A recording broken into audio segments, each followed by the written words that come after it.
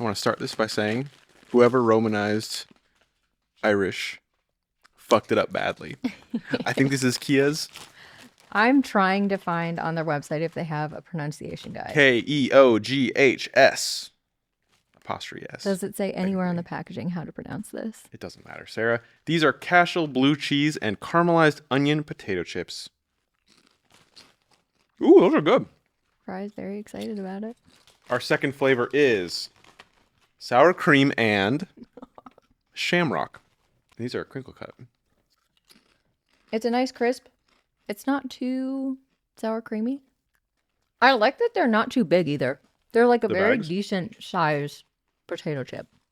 Oh, the size of the chip. I was like, the bag's especially pretty small. for like my mouth. This is great. I feel like I'm not going to cut the sides of my mouth trying to eat this thing. Oh, all right. Oh, it tells you what kind of potato they are. They're Lady Claire potatoes. See? Hold on. Look. You're just showing me your mouth garage? What size of spud can park in your mouth garage? Yeah, very good. Super into them. Yeah, I would smash the bajezzus out of these. Well, you were trying to show me how many you can fit in your mouth, so that was clear.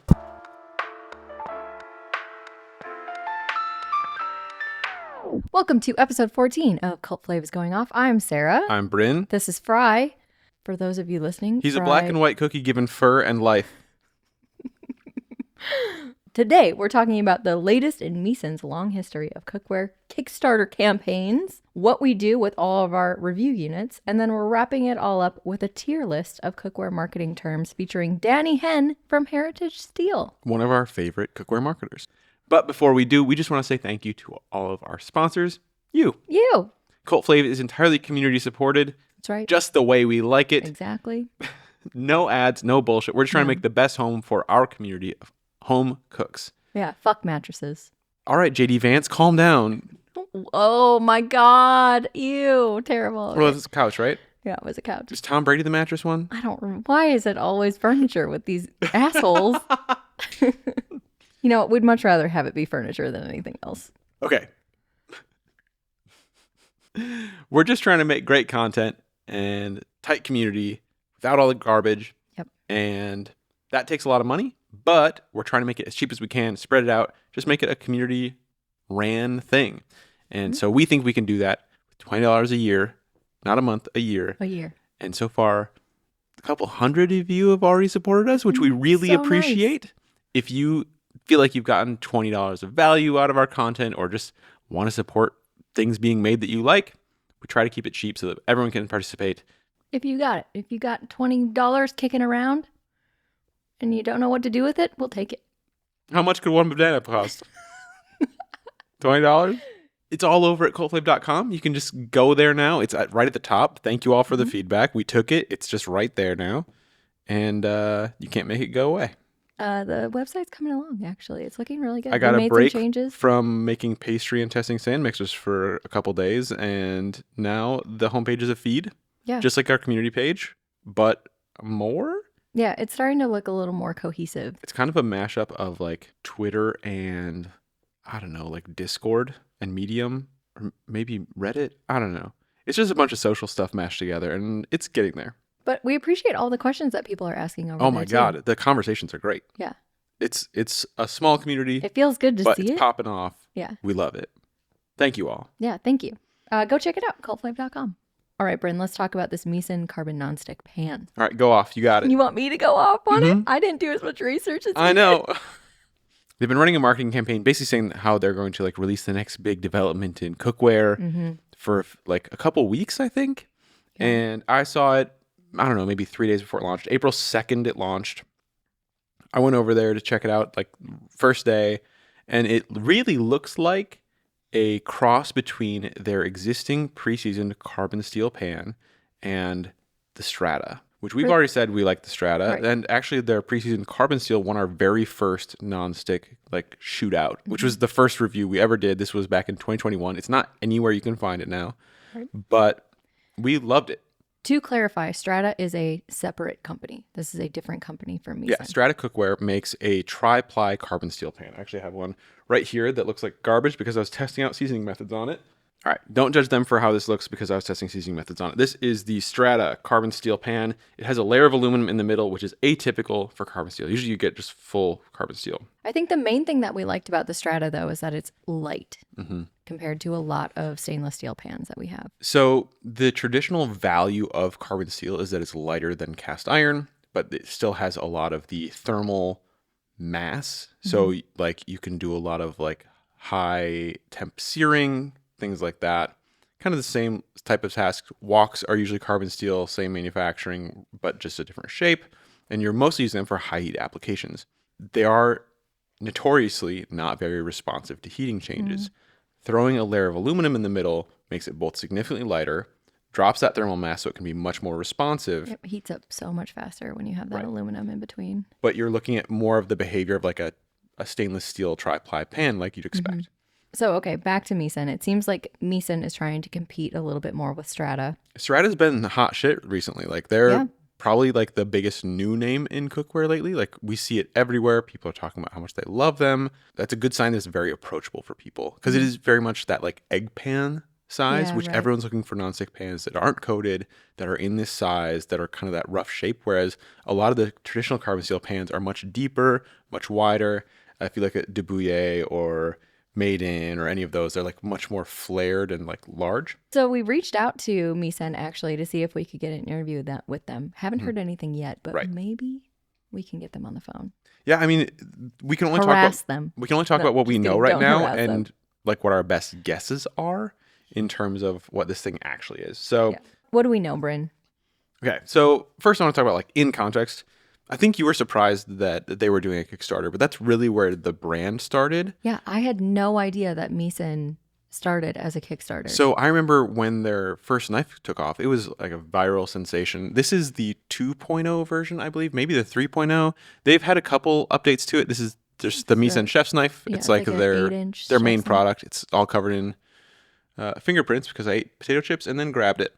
But it's their namesake, essentially. Like, it's what they're most known for. They have had a couple other lines. We've had some enameled cast iron from them. We've had some nonstick. Most of these products launched as Kickstarters, even the preseason carbon steel that we had that we really liked.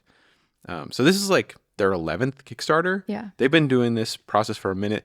It had a very low threshold for success. It was like $25K. They've surpassed that by a huge margin. It's over $1 million today.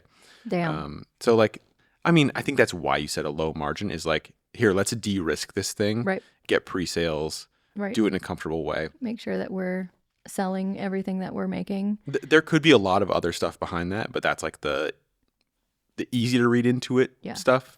They also, correct me if I'm wrong, sold out pretty frequently of all of their stuff. Yeah, so this is an ongoing issue. I think there's that, and there's historic issues with quality control, both of which seem to have been addressed pretty early on by their new CEO, Michael Mahoney. They just went through bankruptcy a couple of years ago. They came back out with a new CEO. He's an ex-marketer turned like a marketing executive. Yeah, he turned now their CEO, but he seems very focused on the marketing and like logistics pieces. Doing some very quick research on Michael, the CEO of Misen. He started as a manager of search engine marketing for GoHealth, which I believe is a health insurance marketplace. Climbed the ranks there for about 8 years and then jumped around a little bit until he landed at Misen now. So he was in marketing for a very long time. Yeah, I think he was in marketing at Misen too before he became CEO. I went through the Glassdoor reviews a few months ago, and it seems like the employees really love him. Like things have been better since the bankruptcy, so hopefully everything goes better. We kind of talked about this when we did the Flavies, talking about Misen's, what is it? The Misen Comeback of the Year award. Yeah. We're excited to see Misen back in general.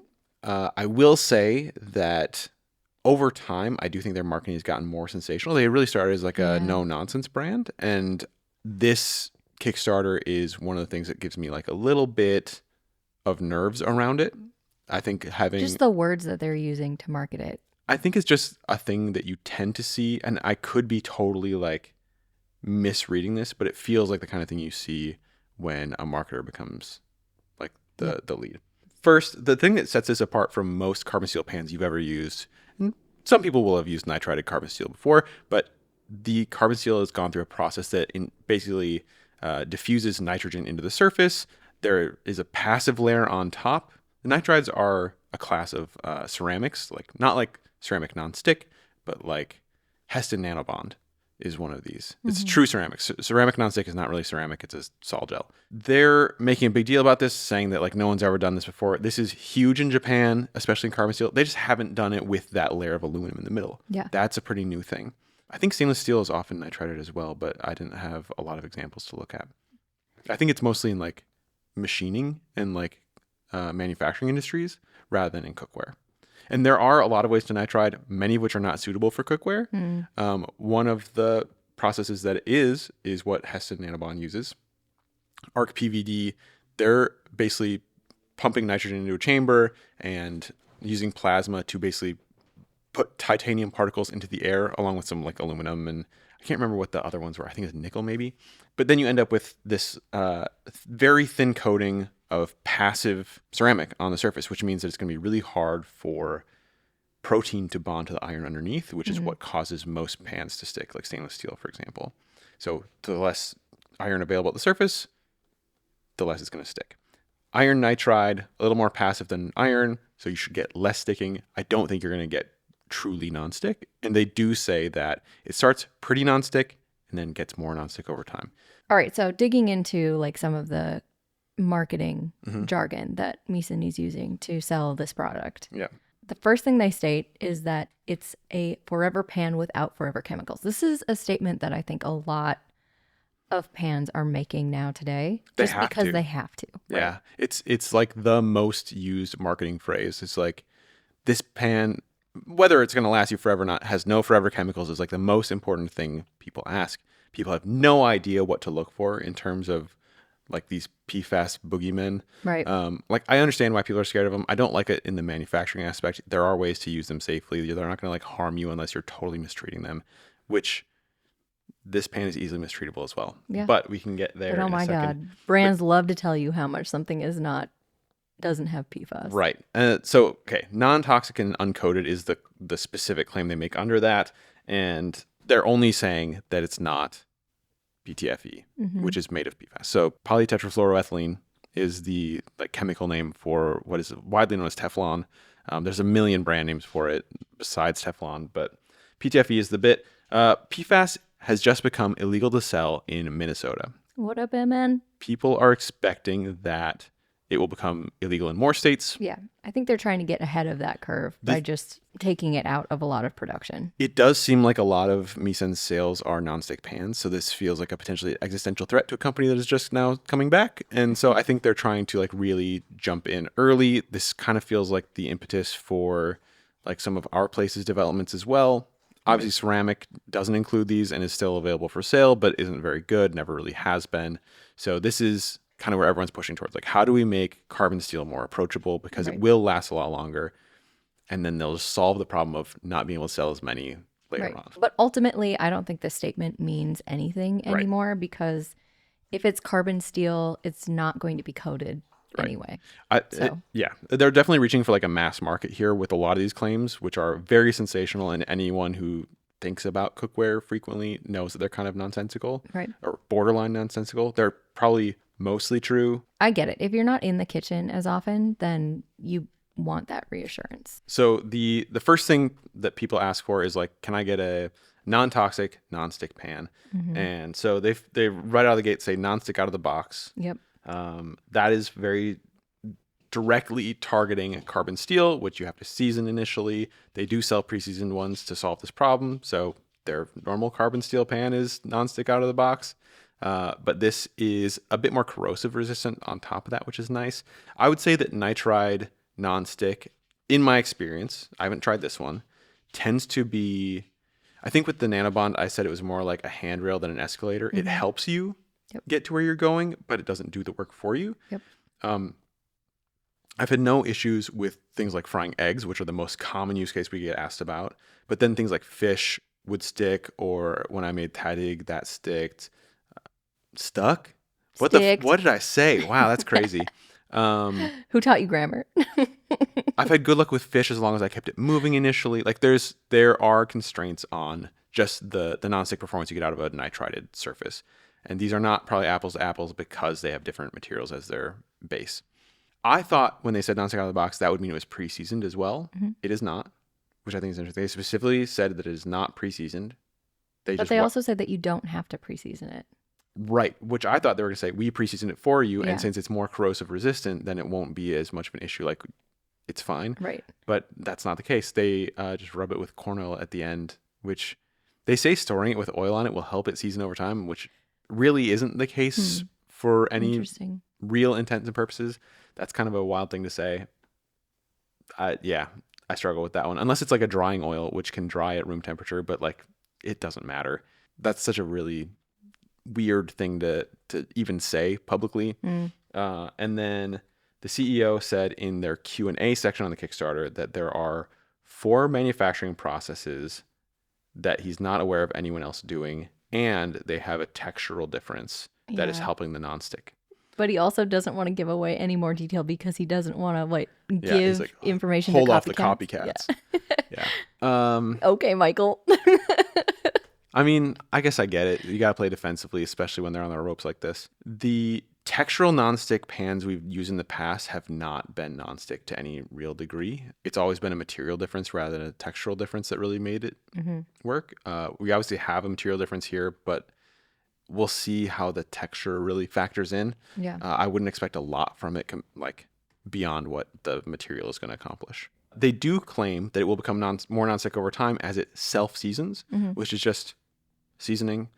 You're just missing that first initial seasoning. That's the only difference. Okay. So it's going to self-season like others. I will say I'm concerned about some of that because of there's some constraints. I keep hinting at this. I'm sorry. I hate when I do this, but man, we'll get there. Okay. Safe for metal tools is another. Nothing new. It's carbon it's steel. another statement that they make on their Kickstarter. And of course, it's safe for metal tools if it's carbon steel. Yep. And nitriding does make steel harder, so it should have no problem at all. Right. Next, we've got handles acidic food and rust resistant. Now, these are the unique things about it. They specifically claim that you can leave it soaking in the sink. Oh. That's pretty crazy. Unique. That's not a thing you can do. The acid shouldn't affect the steel directly. It should not rust as much. So you could cook with acids with this. They say that they fried lemons directly on it, but they say that they wouldn't recommend doing it for 30 days after you get it. Okay. Because they want you to season it more. They want you the seasoning is part of what they're relying on here. Got it. Okay. Yeah. So hinting at how you need to season this thing. Right. I think notably too, in this section where they're talking about acidic food and rust resistance, they say that this can go in the dishwasher. It once or twice. Shouldn't. Yeah. But it could go in the dishwasher. A couple mistakes won't fuck it up, but they wouldn't recommend steel, it. I'm always well, I think you also have to worry about the aluminum layer then. Yeah, a little concerned about that. They don't say that you can't. They just say that if please don't. You do. It can handle it a couple of times. Yeah. It's not a wise decision to put this pan in the dishwasher, but hopefully if someone makes a mistake, we always hear the story of my spouse accidentally put it in, not knowing. Hopefully there's enough okay, you can have that conversation without it being ruined. You know what I mean? So, that's nice, but I am really worried about that aluminum layer because the claim that it is high heat safe is the next one, and their maximum temperature is 500 degrees Fahrenheit. That is not high heat relative to carbon steel. It's not high heat relative to cast iron or stainless steel or really anything. They're blaming it on the aluminum layer. That makes me worried that it's a pretty cheap alloy. Yeah. And quite thin as well, because at the edges it looks like it's 2.4 millimeters top to bottom of the entire pan. And if we assume that each layer is 0.25 millimeters for the carbon steel layer, I'd expect it's a little bit thicker than that. Then you've got a really thin layer of aluminum. So I'm really curious to see how that performs. 2.4 is pretty thin, but having that temperature on it, that's the same max temp recommended for PTFE. What is this high heat safe relative to? Is it because if you go above that temp, it's not going to off gas? Because I think it will, but it's nitrogen gas, which is most of the air anyway. I don't know what the safe off gassing temperature is for nitriding, but I wonder if that's what it is.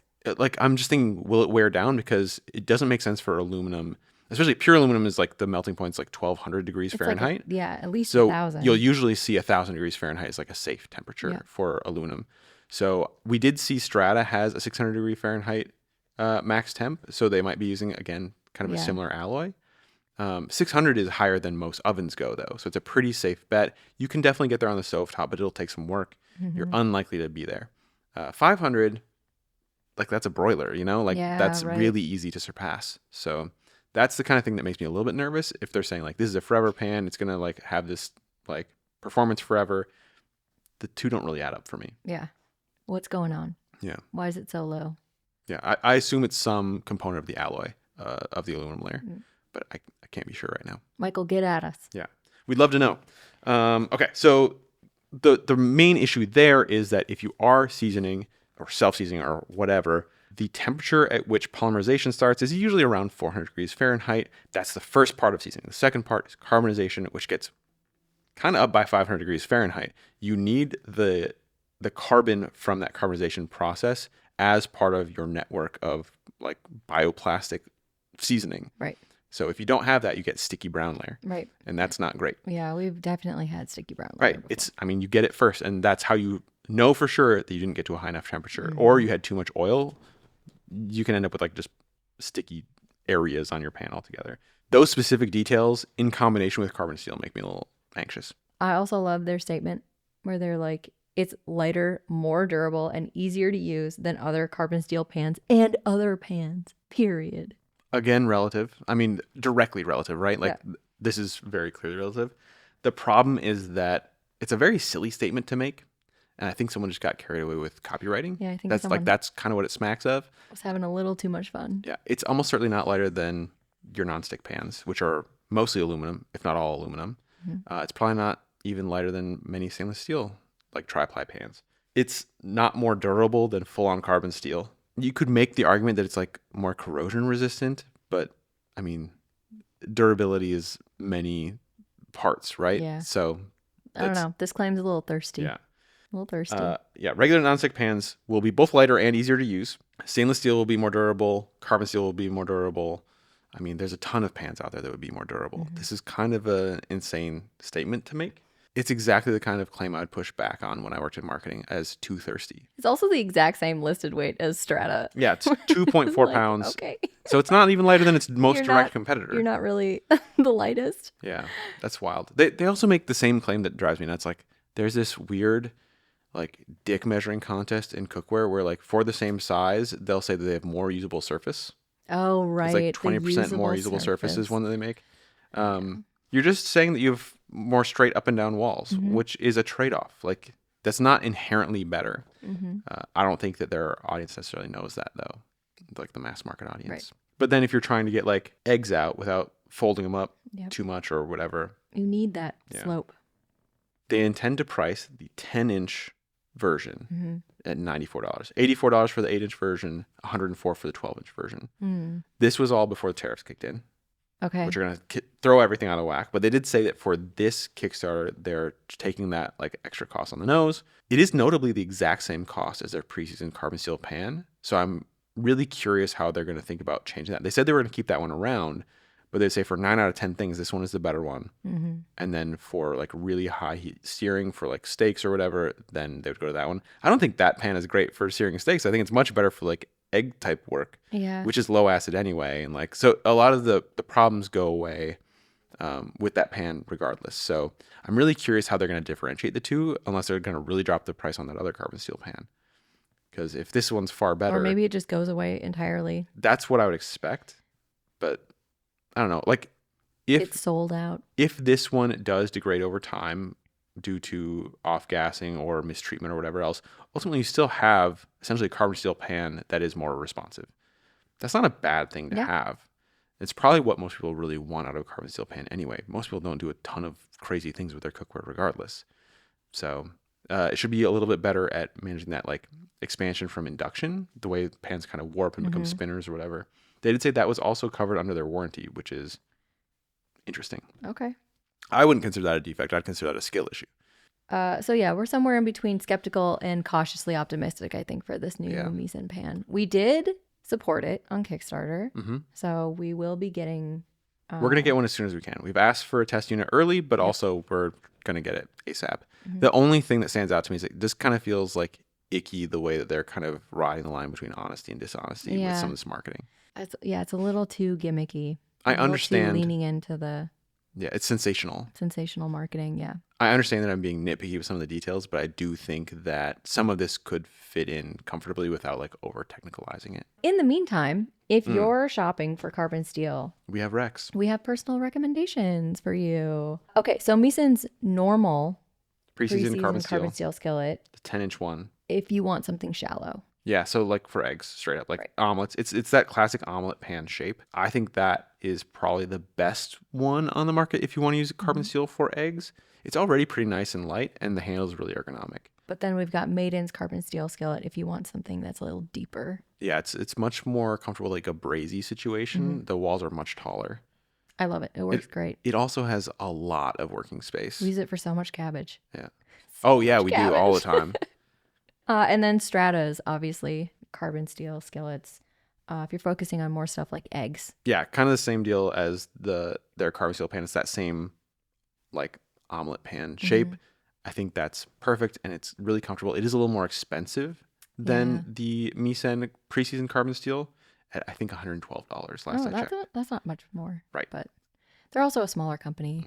But it's extremely light. That's the thing that I'm the most impressed with. Very comfortable. Strata. Very in line with a stainless steel pan. I mean, we'll get back to you on the Misen stuff. Yeah, I hope we'll hear back from them. It's been 5 days since the Kickstarter launched. I reached out to them the second day, I think. Yeah. So it's been a few days, but yeah, we'd love to chat. But also Strata has just been really fun to talk to too. They've been chatting with us through email for a while. Yeah, their product designer, Katie, is... Shout out Katie. Lovely, very on top of it. And also they sent us this like really great spec sheet with it, like of every technical detail you could possibly want, which I wish more brands were that forthcoming with like information. It's so nice. Sent us everything. We'll probably do a review of it eventually, but we just haven't been able to spend enough time with it. We've made a few things with it, which is why we're like, oh yeah, the lightweight pan is like, it hasn't made it to the top of the list for like a full review yet, even though we'd like to. We just had too many other things on our plate. Yeah. We'll get there. Okay. Should we get into some questions? Let's do some questions. Today's question is from Alejandro. Hey guys, my name is Alejandro. I'm a Colombian that somehow found himself living in the Arkansas River Valley. Apologies if you've answered this question before somewhere else, but I've always watched your videos and wonder, what the hell do y'all do with the rest of the leftover pans and pots and knives that you use, or that you review? Do you just keep them somewhere, like in a storage? Or do you sell them? Do you gift them? Do you donate them? Do you gift the really shit ones to people that you don't like? Anyways, yeah. I love you guys' show. I love how you stick to your beliefs, and I hope it keeps going on forever. Thank y'all. Aww. Thanks, you, Alejandro. That was such a nice question. We get asked this question quite a lot on social media in particular, but I think it'd be fun to answer it here on the show too. There's a few parts to this really too. I think there's equipment that we know we're going to need again, like for reference. Yep. Totally. There's what we do with it long term, and there's what we do with it in the meantime. So I'll touch on the stuff that is going. Anything that we know we are not going to use again or don't need again, we donate. That's our whole motto is donating it. And we like to donate it to different organizations around our community. A couple of years ago, we did a huge donation run. It was like 120 some units. I have a spreadsheet of all the things that we donated, but we donated it to the Orangewood Foundation. They help foster care between the ages of 16 and 24 get into housing. So they set them up with a lot of like basic needs, their apartments. They usually set them up with some basic house equipment. And so we donated a lot of our stuff to them. They have a lot of like people come through for groceries essentially. And then they also make food for people at their facility. So but they really help people like get set up as like adults on their own. And the recommendation for Orangewood actually came from one of you. So a couple of years ago, we asked people for recommendations on where we could donate stuff to. And we got just so many people coming through sending in recommendations. It took me a day to organize a spreadsheet of all the different places and got a lot of overlap, but ended up with like 14 different orgs in the city that we can look at. So we're going to do another run probably this year. Haven't figured out which organization to donate to yet, but that kind of gets to the next question, which is what do we do in the meantime? And the answer is we have a bunch of Metro racks that are just chock full of cooking equipment. We have so much gear. I think we probably have like 30 or 40 knives in our storage room right now. Obviously, like the stand mixers take up a ton of space. So it's filling up really quickly right now. It's a smaller amount than last time because we had like stacks and stacks of skillets, which take up very little space. So we've got a handful of Metro racks that are just holding stuff until we can get rid of it. Some people initially ask like, well, why don't you return it right away or whatever else? I feel like that really violates like how we wouldn't feel good about that. Yeah. That feels like, especially in the cases of smaller cookware brands, like you're hurting them Totally. potentially twice. Like people like Strata who are starting out and they've got these products that they want people to test. They did send us this under the terms of our review unit policy. Right. But that also means that we're donating it. We can't keep it. That's a guaranteed donate, as with a few other things. We don't get a ton of test units in. That's why this costs so much and why like our fundraising goals are so high. That on top of living in LA, which is crazy. And our entire apartment is now different sets between the podcast and the taste tests and the cooking and everything. So like all of it is in use too, which is it's getting tight. Yeah, but it's good. No, we do not gift. We don't gift our stuff to a lot of people unless we know somebody that really needs something. Every once in a while, if a friend's like, I really need this thing and I have something that's like a perfect fit, then I'll like give it to them. But almost everything it's usually under a circumstance. There's like a circumstance. It's like, listen, I'll give this to you, but I need you to give me feedback on it, or I need you to give it a review or something. Yeah. If I can't review something over the long term and I'm like really worried about like long term longevity, but it might be a nice thing. Like I gave a friend one of the Miyabi knives that was like pretty high end, very hard.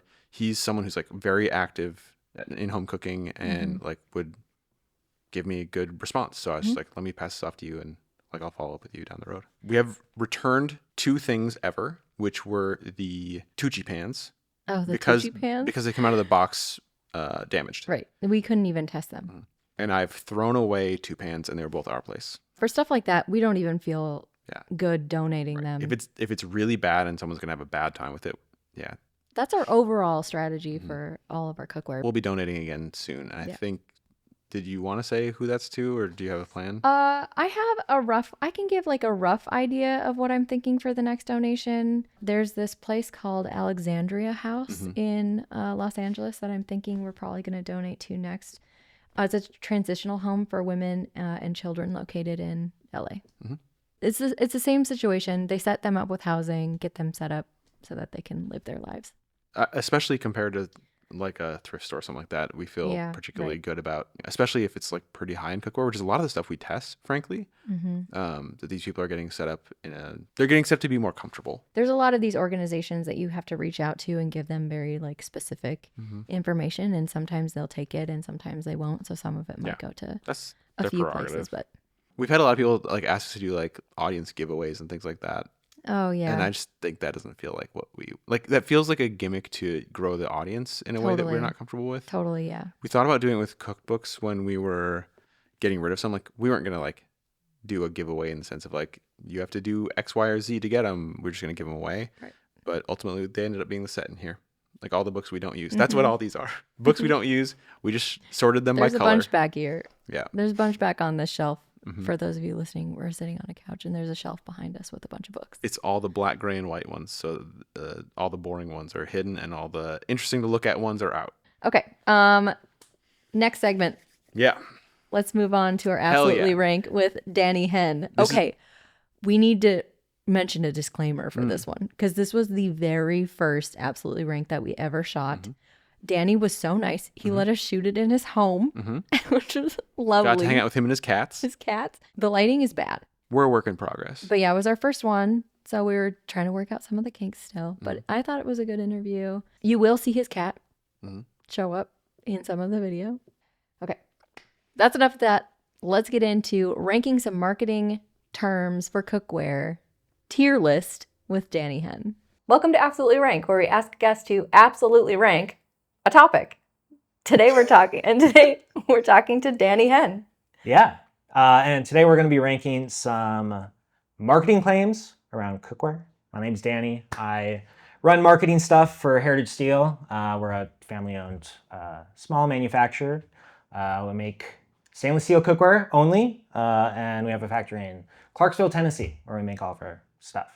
And I sort of run marketing and a handful of other things, and I think I've maybe seen more cookware ads than most any other human. I also see you every time I go into a cookware subreddit, you're there and you're debunking something, which I think is, one, as someone who works for a cookware brand, very refreshing, but also like, thank you. Yeah, no. As someone who goes in there and does the same thing, I so appreciate it. Trying to get in the comments a little bit, provide some good helpful tips where I can. Try not to just purely be like, hi, buy our stuff, but do a good mix of, hi, we're here. We have some stuff that you might consider buying, and also, can be helpful and also have some unique viewpoints in terms of actually being a manufacturer, having some perspective into that process. Okay. So I just want to start right from the jump with some of the most common claims, and we'll work our way through. Some of these are good, some of these are bad. Yeah. Well, we're going to rank that. So we're going to do a tier list, S, A, B, C, D, F. So American grading system, and then Yes. S on top. All right. I guess that's just A+, right? Like that's Yeah, fine. more or less, that works. Yeah. All right. This is one of my favorites, non-toxic, right? Right from the jump. Yeah, no, going straight for the big guns. Right. It's this weird thing where I think technically all cookware is non-toxic, right? Like, at least as meant to be used. There's some like kind of asterisk there of PTFE. If you misuse it, it can actually be toxic. Like that's kind of, and that's where non-toxic I think usually comes in. Is people are just saying, hey, we're not PTFE. Yeah, that's what they mean. And then because some brands will use it and overuse it so much, it feels like every brand has to use it. Otherwise, it's kind of like, oh, you're omitting That this feels like it's non-toxic thing, so maybe you're toxic. It's like the name of the game is like comparative, like bullshitting. Yeah. So, I mean, I think there's a lot of, health claim stuff out there, which I think is mostly meant to sort of play on fears and not be useful. It's the For the wellness most part. industry. Yes. Yeah, we It call bleeds in a wellnessing lot. Or health washing. So, okay, we're going in terms of usefulness. I mean, I think this goes F in usefulness. Just because it's kind of saying nothing. Anything can be toxic in the right conditions. Yep. Yeah. So, like, if you burn a steak in a stainless steel pan, that is toxic to you regardless. So, Yeah. like, No, there's bad things to be had there, for sure. glass is inert, but you can still do bad things with it. Like, Yeah. yeah. Now, I mean, the one thing, a lot of these types of cookware are very sort of highly studied and have a long history. There's kind of some newer forms where that doesn't quite work. So like the PFAS-based types of cookware, there's just not all that much reliable science around it because it's a fairly new thing and it's just so widespread that like it's basically impossible to run a correct study to say like what are the actual effects. Yeah. It seems like the more we find out, the worse it looks. For me as a marketer, I'm kind of like, you do you, buy cookware that works for you. I think stainless steel is a good versatile choice that can work for a lot of people. Totally. It does, there's a bit of learning curve to it for sure. But like the only ones where you can maybe be like, oh, maybe it is actually toxic is like those PTFE and PFAS-based stuff because like we don't fully have the context yet. What we do know is that thus far, it's mostly been about environmental waste rather than about in use. So off-gassing can be toxic, but like if you scrape some off, you're probably not going to have any issues because it's a very chemically inert base. And it might not even like, I'm happy to be a anti-PFAS kind of person and also as a manufacturer, like just not being involved in that process because that not is manufacturing with it, totally. Right. I mean, that's where kind of a lot of the concern does end up being is like the environmental stuff and water and basically everyone's bodies because it's just like that's how it's happened. Right. Happy to be free of that. Yeah, absolutely. How about chef proven, chef famous? Chef Famous is one I just saw on Maiden's ad, which I thought was very funny. Chef-famous. Yeah. Chef famous. Yeah. No, I mean, I think chefs aren't always the best indicators. I mean, chefs are chefs and they can kind of make anything work. I mean, I think chefs in a lot of professional kitchens have like some banged up, beat up aluminum stuff and like make that work too, right? Now, if you want it to last a bit longer, like, yeah, stainless steel is a good choice. Chefs are people. They have different preferences. There's a lot of things that can be chef approved. In terms of like the, relying on famous chef to push thing, that can be a bit more, you don't know what's going on behind the closed doors. I have a bone to pick with Misen specifically on this. Yeah. Because the chefs that they usually point to are investors in their company. Yeah. Same with Hexclad, right? Like, I was gonna say, you don't think Gordon Ramsay has my best interest in mind? Yeah, it's definitely fraught there. Yeah. So, it can be used in better and worse ways. I'd probably give it a C. There's a wide range of chefs too. Like, most of the chefs I've known were like the dropouts from my high school class. Like, that's a vast majority, I would argue, is like that kind of like. I got into food service because that was my option. That's how I got there in the first place too. But then what you see on TV is just so distinctly different. Right. And I think chefs can be great educators as well. Of like, they are spending many, many hours of the day doing this over and over and over again. So like they know the technique like the back of their hand. Right. And so like from that perspective, chefs can be great advocates and like really know their stuff and be good at sharing it, making it a bit more accessible. So that can be a good thing. Okay, kind of going back a little bit towards the non-toxic thing, that the clean or natural thing is like a big talking point, especially in stainless steel, interestingly. Chemical free, PFAS free, those are literally the same thing. And then PFOA free is a distinct so problem. Yeah, let's go on PFOA free real quick, because that is completely useless. So that can go in F. Yeah. The reason it's completely useless is by law, you're not allowed to make cookware with PFOA. For the last 8 years. 2016 was when it hit the US. Okay. Yeah, but like, so to say that is completely useless. You're not allowed to do it. You're not allowed to market it in the US. So again, it's one of those things of like, we don't have this scary thing and therefore we're better, even though, again, it's meaningless. You're not allowed to do that. Right. There's a whole lot of interesting legislation coming through that's been formulating over some time. One of them is currently in place and is a California law. So AB 1200? AB 1200. And it's specifically about those types of statements.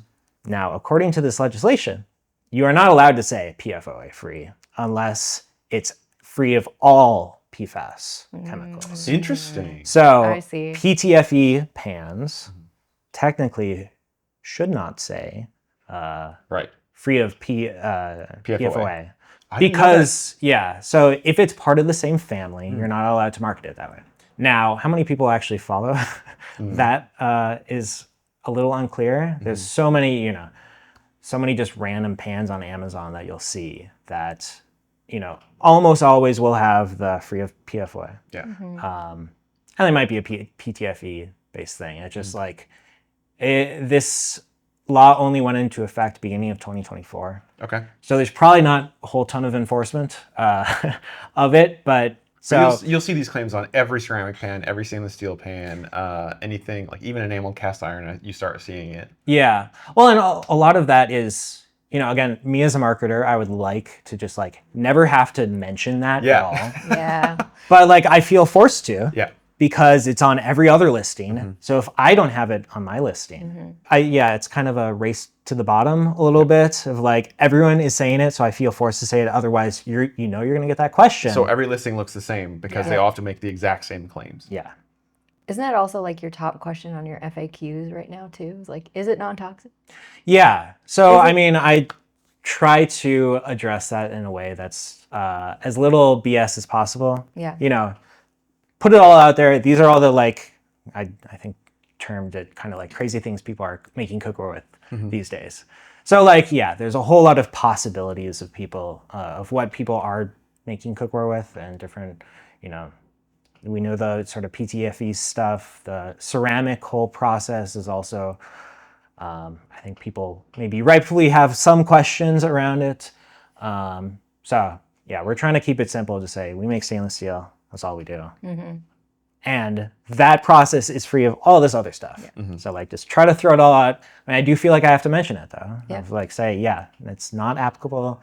I think people just read, see like this is dangerous. this is scary. So I Right. feel the need to address it in some way. Titanium. Yeah. Seems to be shorthand for titanium. technologically advanced lately. Right. Yeah.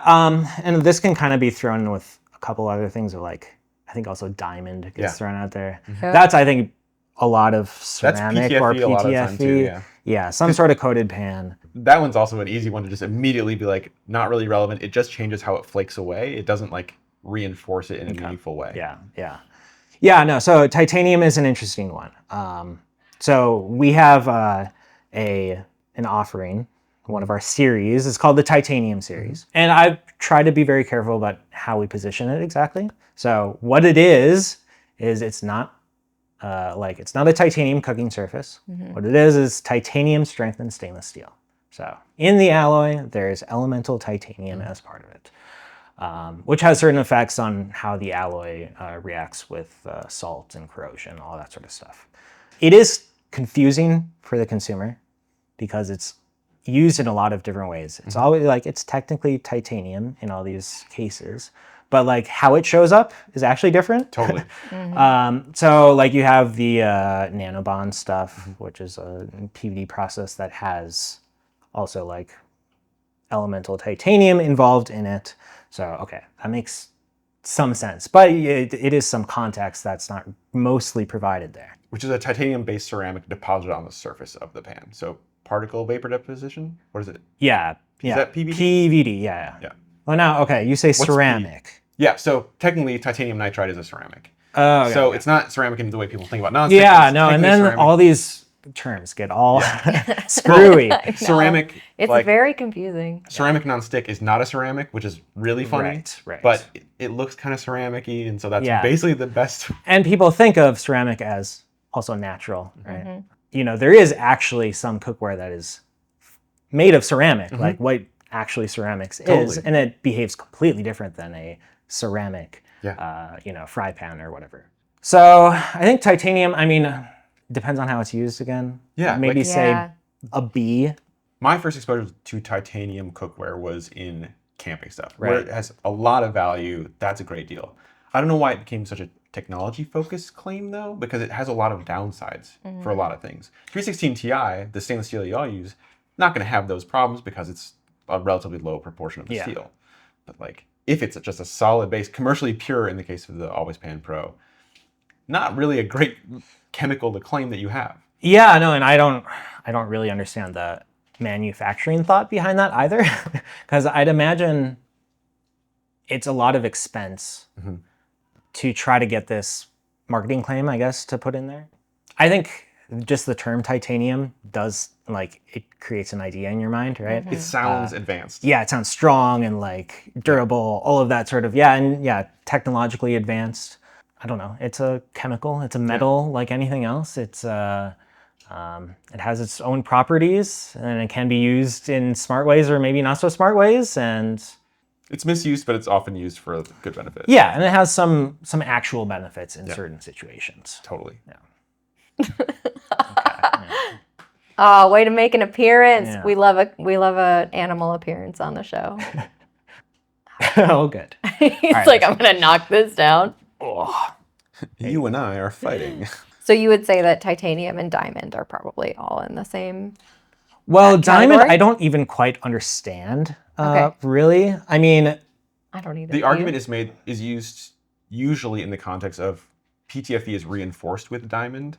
Like you can put like tiny little grains of diamond in there. It's not really reinforcing it. It's just going to make it flake off in smaller chunks so you don't notice it as much. yeah. So, I mean, I think that is maybe a further down. Yeah. Maybe a D for diamond. What do you think of the sold out X number of times? Yeah. Marketing Now we're in claims? supply chain, Yeah, baby. let's Yeah, get into no. some supply Okay. chain stuff. So, obviously, the consumer psychology behind it is just like, oh, it's sold out. Therefore, it's so popular and I got to grab it right now. Rarity Gotta and buy it. scarcity. Yeah. So it's, it's very much meant to be buy right now. Like, get that in someone's head. I think, well, generally it is used in a not honest way. And even if it were in an honest way, what you're saying is we have poor operations. We have poor planning. We don't really know what we're doing. Now, as someone who sells out of stuff, not infrequently. Same. We sell out of our aprons and we're like, oh, we don't know what to do. That's not a marketing claim for us, though. I mean, I don't know. Shit's hard. It's You hard to gotta get it order in all advance. organized correctly. And we have lead times of 6 months of a lot of materials. And like, that makes life hard. Shipping containers. I mean, Yeah. And I mean, especially like we are a growing company, and that makes things even harder because you don't quite know what's going to sell and how quickly. And yeah, so doing that is a hard job. Now, I've been sort of advised in various ways of like, you should do more of this sort of stuff. And I'm like, I don't really like it. I think maybe I am a bad marketer. At my core, I like to be a bit more of like a logical person, which generally, I mean... Marketers are not logical people. Yeah. And so that's not always useful. I mean, my whole thesis behind a lot of what we're doing is just like put it out there honestly. And if people kind of, understand it and get what you're trying to do, then it'll probably work. And so want to try to stay away from those kinds of things. I know that there are some companies who've probably continually ran that ad for 5 years on end. sold out 34 times. Yeah. So I would give that a D. It's, There's not no value in it. Like, you don't know what the size of the orders are or anything like that, but it probably means that people like it at some level, right? Yeah. I mean, or they're just making it up. Yeah. I don't know. There's not. That's also true. You can't validate it very easily. Yeah. Questionable at best. This is one that I've seen pop up a couple times. Specifically, 2 brands are doing it right now. Virtually Indestructible is our place has just done this with the Always Pan Pro, and Hexclad has it on their site also, which I find extremely funny. They had an ad where they ran it over with a Cybertruck. It's like, what the hell is that ad? So good. That's very useful for my cookie. Yeah. Thank you for proving that. I feel like they're asking to give a herding to their customer service department. It's like, try to get me. Sprout, come here. I like the cameras. Okay, yeah. Virtually Indestructible. Everything is destructible. Especially pans where it like doesn't take all that much to make something work worse. Like it's just like, I mean, that's a lot of the bad thing about all these coated cookwares. You get a little like spot, and that's always going to be there. And you're always going to have to like, I don't know, try to avoid it or just like know that this pan is deficient in some way, which is not a great experience. Yeah, and I don't know, I kind of feel for the customer service department of these companies, right? If you're daring people to do dumb things, they might take you up on it. I end up handling a good number of our warranty claims of like people writing in and this thing happened and like, what do we do about it? Generally, my rule is like, unless you're doing something completely insane with our cookware that like clearly you're not meant to be doing, we're going to help you out. Yeah. So like there are things that you can do to a pan and even, good stainless clad pans that can screw them up. There are things where it's also our fault as a manufacturer. And if that happens, then we're going to help you out. We're going to get a new one to you. That's what the warranties are meant for in most cases, right? Yeah. There's also maybe a factor of some sort of masculine marketing in this. like I don't know, I guess. This is alpha male pan. Yeah, make cooking like indestructible. raw, which again, I don't think is very useful. Yeah. I guess it maybe, hits the right place for a certain audience. D for destruction. What do you think of the like X pans in one claim? The like 3 pans in one. 11 pans in 11 one. pans in one. 24 pans in one. How many You pans? only need this one pan. How many pans can you fit into one pan? Yeah, no, I don't know. It's kind of, you make a pan for everything, you make a pan for nothing. Maybe. I don't know. Ooh, interesting. Yeah. It's not quite that extreme. And now we're fighting. No. I know. I know this is kind of the Always Pan is, they're big on this kind of thing. I mean, what they're selling is a saute pan. Right. And a saute pan is very, It's versatile. versatile. Like if you had to choose one thing, maybe that would be the one thing. High on my list. Unless you're cooking in a very certain way, it can end up hurting you. Because okay, so I have my one pan that I can rely on for certain purposes. Now I need to make a second component. Yeah, now my recipe has me using I have to put things in this other pan and this other thing, and it has to happen at the same time, and now I'm stuck. And so I think even the always pan, they now have how many always pans? Yeah. Right? So I mean, they also acknowledge that you can't just have one pan. On the plus side, it is a useful thing, especially for people who are busy, people who don't want to do a lot of dishes, people who, maybe are just getting started cooking. Figuring out how to do a one-pot meal can be super useful and very sort of clarifying, and you can use a bunch of techniques together, and it's a good sort of learning experience. But yeah, for the most part, you'll probably want at least a couple pans. Right. And you should get some that are good. And reliable. And one of them can be a saute pan because it is very versatile. You can put a steamer in it that you got somewhere else. Yeah. So I would give that a C. It's a useful concept to be able to do a lot of things in the same shape. Totally. But it can, you can end up being stuck, I think, if it's not the right recipe for it. In that vein, what do you think of the piece count sets? I guess. A 10-piece set is often 5 pans and 5 lids, right? Right. Yeah, I don't know. It's always been done that way. Right. It's one of those accurate. things of there's ways of kind of screwing with it in annoying ways. Some people will add maybe a cooking spoon and some little utensils in there up the piece count. Yeah. 1 9-inch frying pan and 2 3-inch frying pan, tiny. Yeah. So there's ways of for the most part, it's the system that's kind of been in place. And because it's in place, everyone sort of follows it. Then there are maybe the kind of people who are trying to be a little tricksy around it, and up the piece count for something that doesn't really make sense. Yeah, I don't know. You don't always need the biggest number set. Get what's useful to you, what you'll actually use. So I guess I'd maybe say a B. It's a useful description. It's not perfect. Bigger isn't always better. And yeah, there are some maybe slightly bad players out there trying to manipulate around it. Totally. This is one that we've discussed at length. Made in the USA, or the other two that I see often are France and Italy.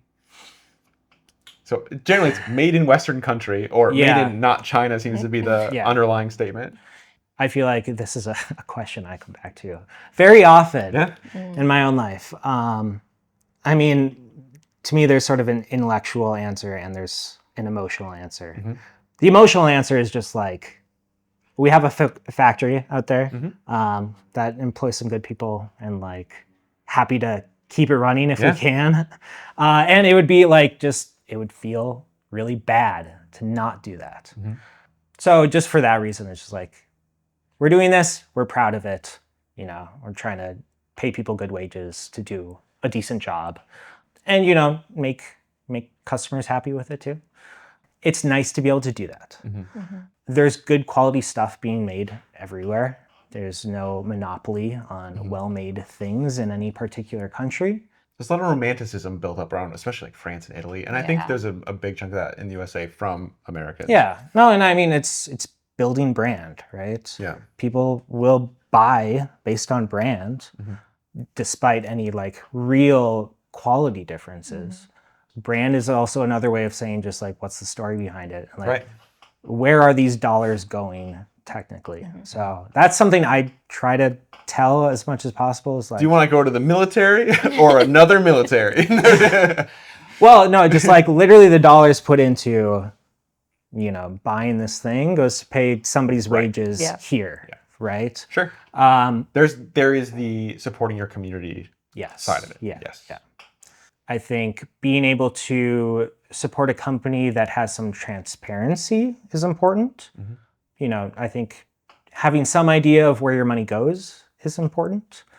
Being able to have some confidence about quality, about And then also just like a company that stands behind the product afterwards is important. So A for America. Oh, wow. No, yeah. Or France or Italy or China, whatever. Yeah. No, and what you said is correct. There is romanticism around it, and it's a lot of these just are older brands that have more history, and like for the most case, a lot of manufacturing has left Western Europe and the U.S. So the ones remaining, I don't know, There might be something to it. Sure. There's one last night when I was like looking up some extra items to add to the list, like just going through everyone's websites. One that really got me, this is kind of a twofer: superior heat distribution and retention, which I don't think you can have both at once. Absolutely incredible physics work if they can. Your question here is compared to what? You can really only have one of those. Okay, so I might disagree with you on this. Ooh, okay. So one of the sort of quality, or one of the product choices you can make in a pan is how thick to make it, right? There's a trade-off on thickness, right? So how quickly does it heat up, and I guess just adjust to heat, versus how much heat can it hold on to. Yep. Now, the exact claim you made here was retention and distribution. So I would say that might be an accurate claim for just a thicker pan. Okay, sure. So it might just mean thicker, more than even something. heating, and it will This hold pan, on to some more thick. heat. 2 C's, let's go. Yeah. No, I mean, there's other trade-offs of thick pans. Like on a far side of this is like a big old cast iron pan. Right. Hold on to a lot of heat. Now, cast iron as a material doesn't spread heat very well. Yep. But because it holds on to it for so long, it tends to be pretty even. Yeah. So I don't know. I'm not a great physicist on all these terms, but like, how much heat it holds on to. Cast iron will have Thermal a lot mass. more thermal mass Yeah. versus aluminum, which Right. is like the majority of a stainless clad body. Much better Doesn't hold conductor, on to a lot. lot less thermal mass. Yes, yeah. It gets very complicated pretty Yeah. quickly of like spreading heat, holding on to heat, reacting to changes in heat. Like all of these kind of work differently in pans. I think maybe the useful thing that marketers and manufacturers can say is like, give me measurements.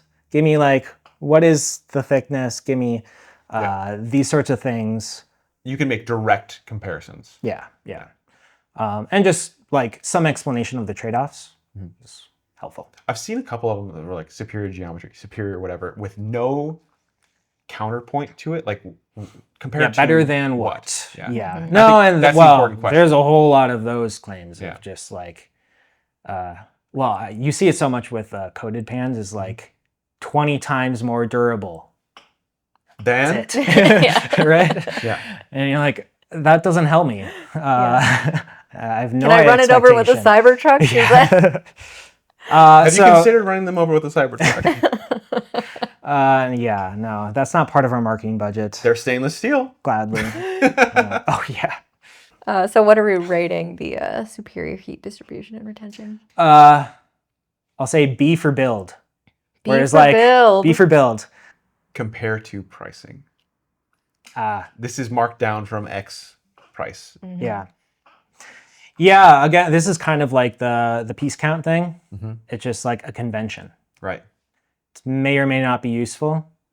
The strikeout price are almost always completely irrelevant. Yeah. There are... But it works so well. Yeah, well, I mean, this is, again, the consumer psychology is the anchoring, right? The value is blah, but we're selling it to you at blah. Right. But would you pay the first one for it anyway? That kind of tells you the answer. Right. Again, this is, you can go on our website. We have strike-through pricing. Everyone does. It works. It's It mostly works. like the market does it, so everyone Yeah. kind of has to. Yeah. So it's one of those things that's, it's not really useful. It's a convention. But yeah, it's kind of one of those race to the bottom things as well. Is like, okay, if Alclad has their MSRP value Right. at $1,200 for this set, and they're selling It's got 2 pans. yeah, no, or whatever. I mean, there's just ways of sort of manipulating how people think about these products. Yeah, I would give this a D. I kind of wish there were a way to be rid of it. And we internally kind of thought about it, but it's hard.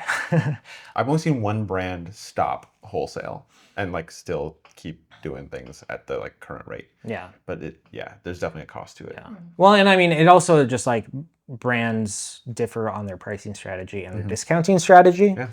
I try to keep everything as simple as possible, just like everything's kind of the same price throughout the year. And if we do discounting, it's pretty minor. We're not doing any crazy 20, 30, 40% off blowout sales because it just, I don't know. Me as a consumer, I wouldn't really like that. If I'm going to buy something, it should be worth the price I'm paying for it. And I shouldn't feel like a sucker because I bought it at the wrong time. Right. E-commerce is so bumpy anyway. Like, why introduce more bumps? Like, yeah, well, and we go back to, logistics and planning. Yeah. If you put something on a crazy sale, you're going to sell more of it. That doesn't mean that like the demand for it is necessarily that much greater. And you just kind of screw up your planning because you decided to run a sale on this thing. Right. Yeah. Did I give it I'll say it again. a D? I think it was a D. Yeah, I I think you gave said it. D. Yeah, D. Yeah, we'll repeat it. A D for that one. D for discount. D for discount. There we go. Discount. D for discount. Yeah. We have 2 more on the list that we can cover, and I'll leave it to you to say which one you would like to discuss. The Stay Cool handle or stain resistance. Okay. This is stain resistant. I do have a thing on the Stay Cool handle. Stay Cool handle. Okay. Which, so we source our handles. We don't like make our handles. We source our handles and connect them. The way that you build a handle can be kind of complicated. All-Clad sort of infamously has handles that a lot of people dislike. The fluted one that can kind of Yeah.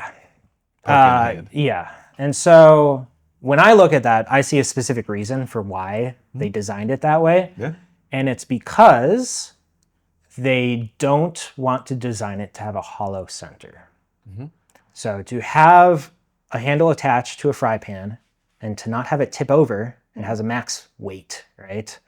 And if you want to have one piece that's manufactured and lower cost, you have to design it in some kind of way to make it thin or angular, or there's only so much material you can use. Right. So that kind of shape is a product of the fact that they kind of cheaped out on the handle to have it be available to be manufactured in one piece. They'll probably still call it Stay Cool metal handle, I'm sure. I mean, for the most part, these are cast stainless. Yep. Cast stainless doesn't conduct heat well at all, so like generally they will stay cool. Typically, you'll also see either the hollow core that you talked about or a heat spreader. Like Yeah. the V at the And end. I kind of question how effective heat spreaders actually are. I mean, I think it's the fact that they're cast stainless is the main thing. Sure. So I'm gonna grab a prop. So to have this kind of shape of a handle, where there's some heft to it, Yeah. to like fill up your hand, you couldn't do this if it were a solid piece because it would just be too heavy and tip over, right? So to have this kind of shape where it is a bit more ergonomic, that kind of thing, you have to have it hollow in the center, which then is just more expensive to make because you gotta weld together a number of pieces to make this handle work in the way that I know it a does. handful of brands also put sand inside. Is that always a thing, or Sand inside. it sounds like it's maybe not a thing? Well, They're lying to you. I mean, the way that these are molded, there might be like Oh, sand right. Like molds oil to sand? create the parts. I don't know if there'd physically be sand inside them, but that might be part of the process of making this kind of handle. So Stay Cool handle, I think for the most part, it's just true. If you have a cast stainless handle, it's generally going to stay pretty cool. I think if you have a hollow handle, that might help marginally to do that more. Because air has so much more thermal resistance Right. than steel does. Yeah. So, I mean, I guess I don't have a whole ton of experience. I've generally cooked with like this kind of handle or, something similar. Which is basically the only thing on the market. Like there really isn't an alternative per se. Yeah. Well, and like, I guess the only thing would be the non-hollow ones. And I think it just, when you do that, they have to be thin in some way, which can often be uncomfortable. Right. So that's, I don't know. Our handles are like pretty expensive as a part of the whole. But I think it's one of those things where it ends up being worth it. And you pay a bit more on that component.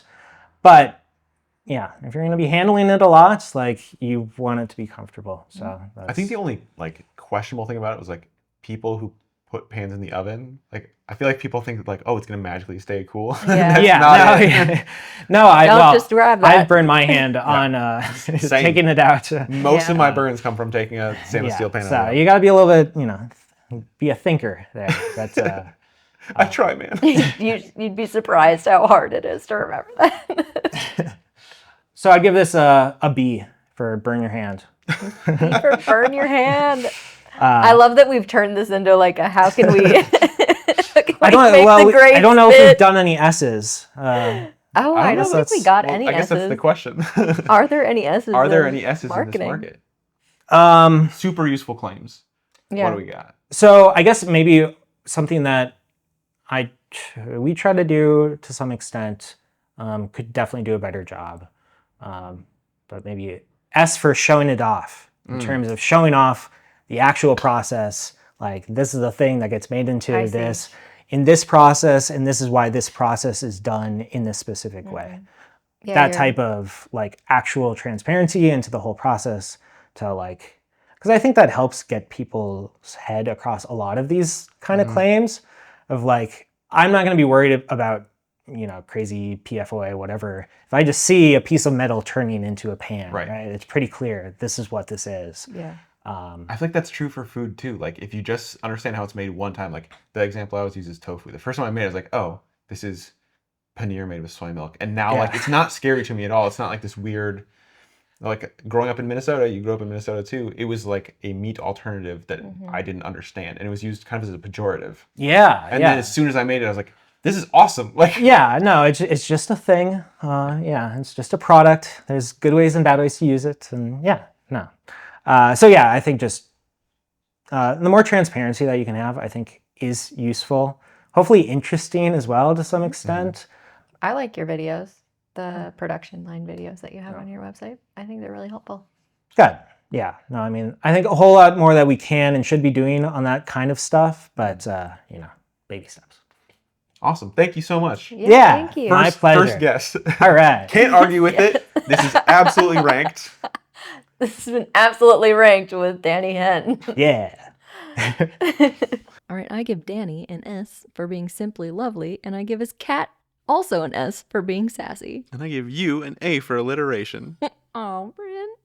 Thank you for hanging out, spending time with us. Go check out cultflave.com. I've been working my ass off on it. It's getting better. It's always a work in progress, but we're getting there. Thank you to Danny for letting us into your home and being a guest on the show. And thank you to Alejandro for asking the question this week. Thank you for watching. Thanks for hanging out.